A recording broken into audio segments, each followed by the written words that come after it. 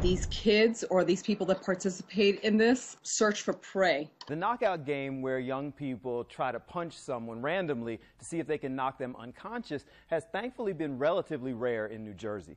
But with 3 circumstances in a relatively safe neighborhood in Hackensack, people are asking, is New Jersey next? Hackensack police are looking for a man caught in surveillance video suspected of 3 assaults. But I went up to the neighborhood, I went and walked around the area where it happened, asked some of the residents what they thought, and they said they're not going to let some idiot change the way they live their life. No, I still feel safe walking around here.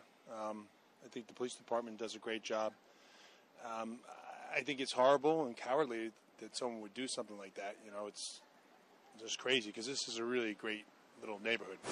Tracy Squilini has a little bit of a different view on this and on the knockout game. Her ex-husband and lifelong friend, Eric, was killed last year by a 14-year-old who walked up, punched him in the face.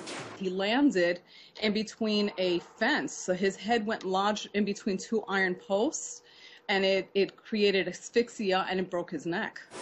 She says that you can call it whatever you want, but this is no game. I don't understand how they attach the word game to this, because it's more of a barbaric act. This tore up our family. We suffered a tragic loss. Eric is no longer here.